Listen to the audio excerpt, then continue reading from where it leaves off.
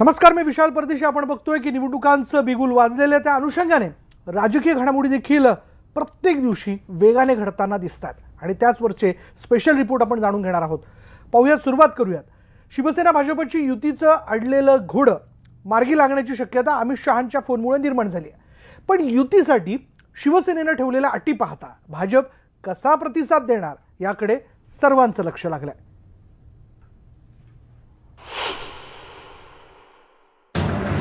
युतीसाठी अमित शहांची उद्धव ठाकरेंना फोनाफोनी. विधानसभेच्या अटीवरच लोकसभेची युती. शिवसेनेचा मोठ्या भावाचा आग्रह. आधी विधानसभेचं गणित सोडवा, मगच लोकसभेसाठी युती. युतीसाठी आग्रही असलेल्या भाजपला शिवसेनेनं अगदी ठणकावून सांगितलंय. युतीची रखडलेली चर्चा अमित शहांनी उद्धव ठाकरेंना फोन केल्यानं रुळावर आली आहे. पण राज्यात मोठा भाऊ आम्हीच या अटीवर सेना युती करायला तयार असल्याचं समजतंय आणि त्यासाठी सेनेनं भाजप समोर या अटी ठेवल्या. त्यामध्ये लोकसभेसाठी सेनेला 24 जागा हव्यात. भिवंडी आणि पालघरची जागा सेनेला हवी आहे. हातकणंगले मतदारसंघात शिवसेना उमेदवार उभा करणार आहे. लोकसभेपूर्वीच विधानसभेचं जागा वाटप निश्चित करावं असं शिवसेनेचं म्हणणं आहे. विधानसभेचा फॉर्म्युला 144-144 असा असावा. विधानसभेत सेनेची युती भाजपशीच असेल, मित्रपक्षांसोबत नसेल. भाजपच्या मित्रपक्षांसाठी भाजपनंच 20 जागा सोडाव्यात असं सेनेचं म्हणणं आहे. भाजपच्या राष्ट्रीय नेत्यांसमोर सेनेनं ही आपली रोखठोक भूमिका मांडल्याचं समजतंय. त्यावर भाजपकडून उत्तराची प्रतीक्षा आहे. पण अमित शहांच्या फोनची बातमीच फेटाळून लावण्याचा प्रयत्न भाजपनं केला. अमित शहा साहेब किंवा उद्धव साहेब जेव्हा फोनवर बोलतील, हे दोन एवढे मोठे नेते आहे की अशी गोष्ट कधीतरी बाहेर सांगतील का? या स्तरावरचे नेते. आता या सर्व कपोकल्पित बातम्या असतात. आता एक गोष्ट खरी आहे, फोन करण्याची काय आवश्यकता आहे? जेव्हा भारतीय जनता पार्टीने स्पष्टपणे अमित भाईंनी 6 एप्रिलच्या सभेत स्पष्ट भूमिका मांडली की एनडीएचं सरकार आलं पाहिजे, एनडीए कायम राहिली पाहिजे. माननीय मुख्यमंत्री महोदयांनी सांगितलं जाहीरपणे की शिवसेनेसोबत आम्हाला युती करायची आहे. आमच्यापैकी अनेकांनी सांगितलं युती करायची आहे. तर आता फोनवर सांगायची काय आवश्यकता? 1995 मध्ये शिवसेनेनं 169 जागा लढवल्या होत्या आणि 73 जागांवर विजय मिळवला होता. तर भाजपनं 116 जागा लढवत 65 जागांवर विजय मिळवला होता. आताच्या युतीची बोलणी करताना सेनेनं हा फॉर्म्युला पुढे दामटलाय. पण 2014च्या मोदी लाटेत भाजपनं तब्बल 122 जागा जिंकल्या, तर सेनेला केवळ 63 जागा मिळाल्या होत्या. त्यामुळे सेनेचा हा आग्रह भाजप मान्य करण्याची शक्यता कमीच आहे. 100% शिवसेना आमच्यावर राहील. आम्ही भाजपा परिवार तर आम्ही स्ट्रॉंग करतच आहोत, पण मित्र परिवार सुद्धा आमच्यासोबत राहील. शिवसेनेला पुढचा मुख्यमंत्री स्वतःच्या पक्षाचा हवाय. गेल्यावेळी भाजपनं लोकसभेत घवघवीत यश मिळवल्यानं विधानसभेत युती तोडून टाकली होती. हा दगाफटका लक्षात घेता लोकसभा आणि विधानसभा निवडणुका एकत्रच घ्याव्यात यासाठी ही सेना प्रयत्नशील आहे. तसंच पालघर आणि भिवंडीची जागा ही सेनेला हवी आहे. ती सेनेला मिळाल्यास श्रीनिवास वनगांचा नंबर लागू शकतो. त्यासाठीच वनगांनी मातोश्रीवर जाऊन उद्धव ठाकरेंची भेट घेतली. उमेदवारी संदर्भात निवडणूक लढावी न लढावी हे पक्षप्रमुख माननीय उद्धवजी ठरवतील. जर मातोश्रीवरून आदेश आलेच तर नक्कीच पालघर लोकसभा मी लढेन. शिवसेनेसाठी विधानसभा जास्त महत्वाची आहे, तर भाजपसाठी लोकसभेची लढाई करो या मरोची बनली आहे. म्हणूनच अटी शर्तीची जंत्री टाकत सेनेनं भाजपची कोंडी करण्याचा प्रयत्न केला. ही कोंडी भाजप कशी फोडतो यावर युतीचं भवितव्य अवलंबून आहे. लोकसभा निवडणुकीपूर्वीच शिवसेना स्वतःच्या अटी शर्तींवरती भाजप सोबत युती करायला तयार आहे. मात्र भाजप शिवसेनेच्या किती अटी शर्ती मान्य करेल हे देखील पाहावं लागणार आहे. शिवसेना आत्ता जरी भाजपला म्हणत असेल की आम्हीच मोठा भाऊ आहे, मात्र निवडणुकीमध्ये खरा मोठा भाऊ कोण असणार आहे हे ठरवणार आहे फक्त मतदार राजाच. व्हिडिओ जर्नलिस्ट बाळकृष्ण शेट्टीसह उदय जाधव, न्यूज 18 लोकमत, मुंबई. तर दुसरीकडे मुंबईचे भाजप अध्यक्ष आशिष शेलारांना युती नकोय का असा सवाल उपस्थित झाला आणि त्यामागचं कारण म्हणजे एकीकडे युतीसाठी वरिष्ठ पातळीवर वाटाघाटी सुरू असल्याच्या बातम्या येत असताना युतीच्या चर्चेत मिठाचा खडा टाकावा असं वक्तव्य आशिष शेलारांनी केलंय. शत्रू मित्र असतील तर त्यांना ठासून सांगा की मुंबईतल्या सर्व 6 जागा मोदी जिंकतील असं विधान आशिष शेलारांनी केलं. मुंबईतल्या भाजपच्या शक्ती केंद्र प्रमुख संमेलनामध्ये ते बोलत होते. आशिष यांना मी विनंती करतो, हात जोडून झुकून मतदारांसमोर जा, विश्लेषक आणि विरोधक यांच्या समोर ठोकून जा आणि शत्रू मित्र असतील तर त्यांना ठासून सांगा आणि या पद्धतीने काम करा. मोदीजीच्या नेतृत्वामध्ये, देवेंद्रजीच्या विजयामध्ये मुंबईतल्या 60 जागा मोदीच जिंकणार, मोदीच जिंकणार. हा प्रणय घेऊन आपण या निवडणुकीच्या कामाला उतरूया. आपण सगळे या कामात यशस्वी होऊ. यानंतर जाणून घेऊयात आजच्या दिवसभरातली महत्त्वाची राजकीय घडामोड अशी की शरद पवार सोलापूरच्या माढा मतदारसंघातून लोकसभेसाठी निवडणूक लढणार असल्याचं कळतं आणि या संदर्भात दिल्लीत शरद पवार आणि विजयसिंह मोहिते पाटलांमध्ये संध्याकाळी 6:30च्या सुमारास बैठक झाली. माढा मतदारसंघासाठी खुद्द विजयसिंह मोहिते पाटील देखील उत्सुक आहेत. मात्र शरद पवार स्वतः रिंगणात उतरणार असतील तर मी माढाचा हट्ट सोडण्यास तयार असल्याचं विजयसिंह मोहिते पाटलांनी स्पष्ट केलं. दरम्यान 2014च्या निवडणुकांपूर्वी पवारांनी लोकसभेची निवडणूक लढणार नसल्याचं स्पष्ट केलं होतं आणि त्या वक्तव्यावरून घुमजाव करत पवार पुन्हा राजकीय आखाड्यात उतरणार का हे पाहणं औत्सुक्याचं ठरणार आहे. पण दरम्यान मुंबईत भाजपच्या मेळाव्यात बोलताना मुख्यमंत्री देवेंद्र फडणवीसांनी शरद पवारांना काय टोला आणलाय बघूयात. पण यांचा आत्मविश्वास काय दुर्दम्य आहे बघा. आता राष्ट्रवादी काँग्रेसच्या आतापर्यंत आलेल्या अधिकतम जागा किती? मला वाटतं 2 आकडा कधीच पार नाही केला त्यांनी. नाही, लोकसभेत 2 आकडा कधीच नाही आला. 7 आणि 8 जागा, 9 जागा काय असतील मला माहित नाही, किती त्यांना माहिती असतील. 9 जागा, 2 आकडा पार नाही केला. पण सगळेच पंतप्रधान पदाच्या शर्यतीत आहोत, काही समजतच नाही. पंतप्रधान पद आहे का आपली ती खुर्ची कुठली संगीत खुर्ची आहे हे समजायचं काम नाहीये. ही अवस्था आहे. आता पाहूयात. राजू शेट्टींनी महाआघाडीतून बाहेर पडण्याचा इशारा देताच काँग्रेस आघाडीने त्यांच्याशी चर्चेची तयारी दर्शवली आहे. येत्या 2 दिवसात आम्ही शेट्टींशी जागा वाटपाबाबत चर्चा करणार असल्याचं अजित पवार आणि विखेंनी म्हटलंय. पण शेट्टींची 6 जागांची मागणी नेमकी कशी पूर्ण करायची असा प्रश्न काँग्रेस आघाडीला पडलाय. राजू शेट्टी महाआघाडीतून बाहेर पडणार? स्वाभिमानीच्या कार्यकारिणीत होणार अंतिम निर्णय. काँग्रेस नेते मात्र शेट्टींसोबत चर्चेला तयार. पण शेट्टींना हव्यात किमान 3 जागा. महाआघाडीचा तिढा सुटणार तरी कसा? प्रकाश आंबेडकरांपाठोपाठ आता राजू शेट्टींनीही काँग्रेस आघाडीला निर्वाणीचा इशारा दिलाय. काँग्रेस आघाडीला आम्ही 6 जागांचा प्रस्ताव देऊनही कुठलाच प्रतिसाद मिळत नसल्यानं राजू शेट्टींनी स्वबळाचा पवित्रा घेतलाय. काँग्रेस आघाडीने स्वाभिमानीसाठी हातकणंगले, बुलढाणा आणि वर्धा या 3 जागा सोडल्या नाही तर आम्ही स्वबळावर निवडणुका लढवू. त्यासाठी 9 जागांवरचे आमचे उमेदवारही निश्चित झाल्याचं संघटनेचे नेते रविकांत तुपकर यांनी म्हटलंय. आमची स्वबळाची सुद्धा तयारी ताकदीनं सुरू आहे.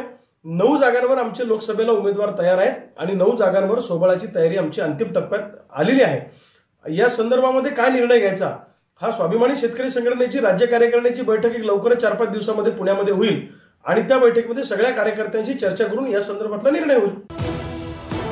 अजित पवारांनी मात्र राजू शेट्टींच्या या आक्रमक पवित्र्यावर सबुरीची भूमिका घेतली आहे. येत्या 2 दिवसात आम्ही शेट्टींशी चर्चा करून नक्कीच काहीतरी मार्ग काढू असा आशावाद अजित पवारांनी व्यक्त केलाय. त्या पेपरमध्ये ती बातमी वाचली म्हणूनच जयंतराव पाटलांना मी आजच संपर्क साधला 2 तासापूर्वी. त्यांना म्हटलं की सांगली जिल्ह्यामध्ये राजू शेट्टी त्यांच्या मतदारसंघात असतील तर त्यांच्याशी संपर्क साधा आणि त्यांच्याशी बोलून घ्या आणि काय त्यांचं नक्की म्हणणं आहे.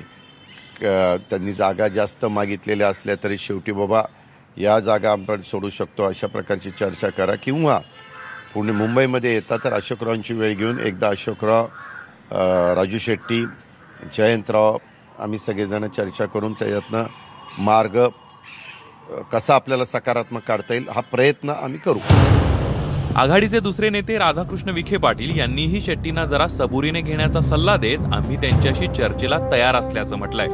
तर जागा लढवायच्या म्हणून जर मागणी होत असेल आणि त्यातून आपली जागा जर गमावणार असो आपण भाजप सेनेला तर ते मग मोठं त्या कारण असताना आपण त्यांच्या पारड्यामध्ये यश टाकल्यासारखं होईल. म्हणून मला वाटतं की अजूनही आम्ही लवचिक आहोत. राजू शेट्टी साहेबांचाही आम्ही निश्चितपणे त्यांचा काही समज आम्हाला काढण्यामध्ये यश मिळेल प्रकाश आंबेडकरांची चर्चा सुरू आहे आणि आम्हाला खात्री आहे सर्वांना की जागा वाटपात आमचं ह्या निमित्तानं मार्ग निघेल। भाजप विरोधात काँग्रेस आघाडीनं शेट्टी आंबेडकर सारख्यांना सोबत घेण्याची तयारी ठेवली आहे। त्यासाठी हातकणंगले आणि अकोला या 2 जागा सोडायलाही काँग्रेस आघाडी तयार आहे। पण या दोन्ही नेत्यांना आपल्या सोबतच आपल्या सहकाऱ्यांसाठी लोकसभेच्या वाढीव जागा हव्यात। काँग्रेस आघाडीला मात्र त्यांची ही वाढीव जागांची मागणी अवास्तव वाटतेय। त्यामुळे हा महाआघाडीचा तिढा नेमका सुटणार तरी कसा, हा खरं तर मोठा प्रश्नच आहे। कारण या दोघांना सोबत घेतलं नाही तर विरोधकांना मतविभाजनाचा मोठा फटका बसू शकतो। Bureau report, news 18 Lokmat. पण या सगळ्या वाटाघाटीच्या गोंधळात झालंय काय बघा की कोल्हापुरात वंचित बहुजन आघाडीच्या मेळाव्यात प्रकाश आंबेडकरांनी 5 ठिकाणाहून लोकसभा उमेदवारांची घोषणा केली। सातारा, माढा, सांगली, बारामती, पुणे या ठिकाणी वंचित बहुजन आघाडी जी आहे ती निवडणूक लढवणार आहे। उद्या सत्ता आली तर संघाला संविधानाच्या चौकटीत आणणार असल्याचं प्रकाश आंबेडकरांनी सांगितलं। त्यांनी पंतप्रधान नरेंद्र मोदींवरती हल्ला चढवलेला आहे तर लक्ष्मण माने यांनी या मेळाव्यात बोलताना गोहत्येवरून मोदींवर तोफ टाकताना वादग्रस्त विधान केलं। आम्ही कोणताच प्राणी सोडत नाही असं सांगत त्यांनी मोदींना गाईचं इतकं प्रेम का, त्यांना आता गोठा काढून द्या असं लक्ष्मण माने म्हणाले।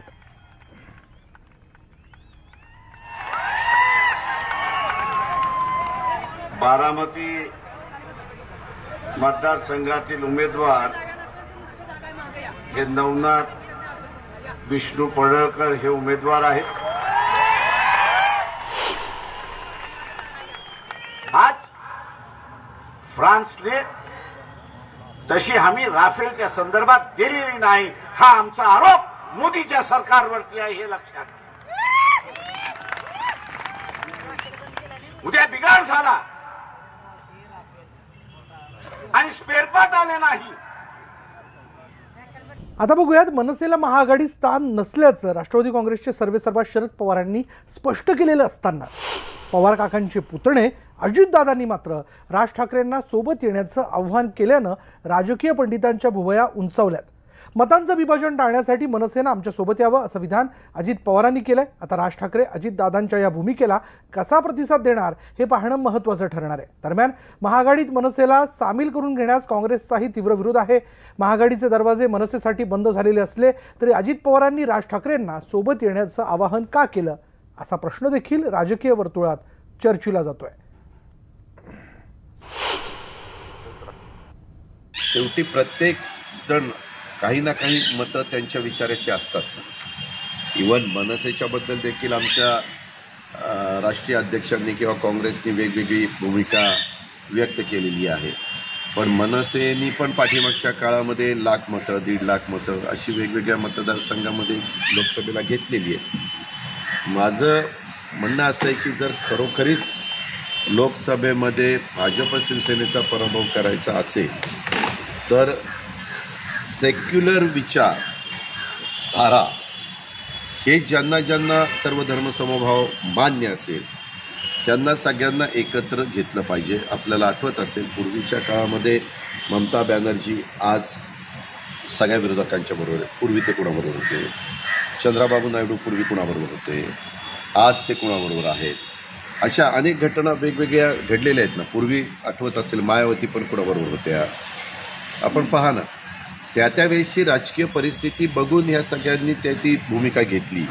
नितीश कुमार पण पूर्वी भाजपच्या बद्दल काय बोलत होते, नंतर त्यांनी काय भूमिका घेतली, त्याचा अनुभव देशातल्या सर्व पक्षांनी घेतलेला आहे, जनतेने घेतलेला आहे। आणि त्याच्यामुळं आता मागचे काही ज्या भूमिका एकमेकाला अजिबात न पटणाऱ्या आहेत त्या बाजूला ठेवून अनेक जण एकत्र येत असतील तर त्यांना घेऊन पुढे गेलं पाहिजे असं माझं वैयक्तिक मत।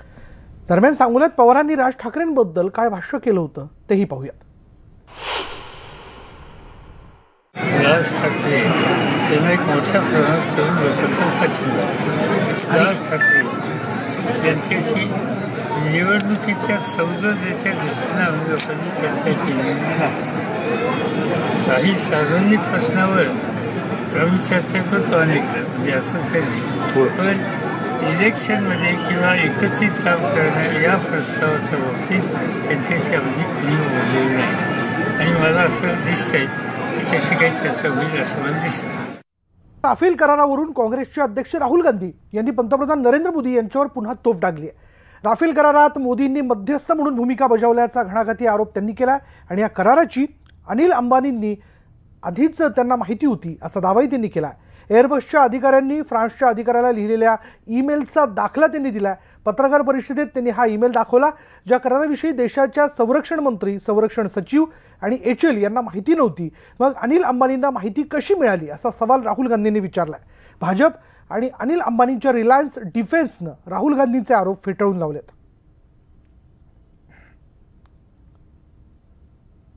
There is going to be no doubt in anybody's mind that the Prime Minister is a corrupt man and उन्होंने अनिल अंबानी की मदद की. मतलब इससे और क्लियर क्या हो सकता है भाई? अनिल अंबानी जी कह रहे हैं कि मैं डिफेंस, मुझे मालूम है कि क्या होने वाला है. हिंदुस्तान के रक्षा मंत्री को नहीं मालूम, पर्रिकर जी कहते हैं भैया मुझे तो नहीं मालूम. फॉरेन सेक्रेटरी को नहीं मालूम, वो कहते हैं मेरी समझ में डिस्कशंस चल रहे हैं फ्रेंच कंपनी और हमारी ministry of defence K beach में. HL उनमें शामिल है. HL को नहीं मालूम. प्रधानमंत्री is in violation of official secret act, criminal कार्रवाई शुरू हो जानी चाहिए उस बेसिस पे. This itself is criminal. This itself will put the prime minister in jail. Supreme court ने क्लियर बोला ये हमारा ज्यूरिसडिक्शन नहीं है और सुप्रीम कोर्ट ने चौकीदार ऑडिटर जनरल की रिपोर्ट कोट कर दी. वो निकली नहीं है, उसको वहां कोट कर दिया है. तो frankly the Supreme Court judgement is open to question now very clearly. And I mean with this हमने बोला हम अपना काम कर रहे हैं. हमारा काम देखिए जनता को इंफॉर्मेशन देने का है. राहुल यांना तो ईमेल कसा काय मिळाला त्यांनी आधी सांगावं अशी प्रतिक्रिया केंद्रीय मंत्री रविशंकर प्रसाद यांनी दिली आहे. ये बिल्कुल गैर जिम्मेदाराना बात है. जिनका पूरा खानदान भ्रष्टाचार में शामिल रहा है, बोफोर्स से लेकर कितनी लूट हुई है, जो स्वयं अपनी माताजी के साथ बेल पर हैं, हजारों करोड़ की संपत्ति के लूट में और शेयर्स में, वो हमें न सिखाएं.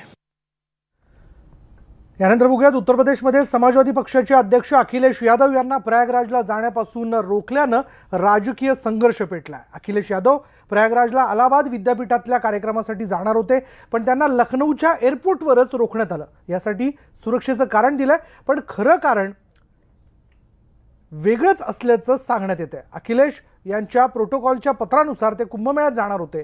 तिथे 2012 मध्ये यशस्वीपणे कुंभमेळा आयोजित केल्याप्रकरणी अखिलेश यांचा सत्कार होणार होता आणि त्यामुळेच घाबरून योगी सरकारनं अखिलेश यांना प्रयागराजला जाऊ दिलं नाही असा आरोप केला जातोय. सरकार हुकुमशाही करत असल्याचा आरोप मायावतींसह विरोधी पक्षांनी केला.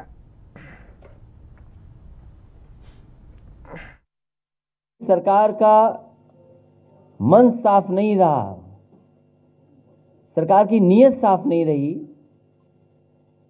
मैं आपको बताना चाहता हूं कि इलाहाबाद का यूनिवर्सिटी का कार्यक्रम मैंने बहुत महीनों पहले भेज दिया था. हर जगह में खाली गुस्सा का राजनीति करते हैं, जो हेट का पॉलिटिक्स करते हैं और रुपया देके जो भी मर्जी करते हैं, एजेंसी को मिसयूज करते हैं. कभी हमारा देश में ऐसा नहीं हुआ. हमारा एकता का परंपरा कभी नष्ट नहीं हुआ है. इलाहाबाद विश्वविद्यालय ने, प्रशासन ने शासन से इस बारे में अनुरोध किया है कि श्री अखिलेश यादव अगर इलाहाबाद आते हैं तो वहाँ पर तमाम छात्र गुटों के आपसी वैमनस्य के कारण वहाँ पर हिंसक झड़पें हो सकती हैं, कानून व्यवस्था के लिए संकट हो सकता है, विश्वविद्यालय में व्यापक आगजनी और तोड़फोड़ हो सकती है. इसलिए उन्हें वहाँ पर रोकने के लिए उन्होंने सरकार को आग्रह किया था, प्रशासन से आग्रह किया था. यानंतर या बुलेटिनमध्ये इथेच थांबणार आहोत. पहा फक्त न्यूज 18 लोकपाल.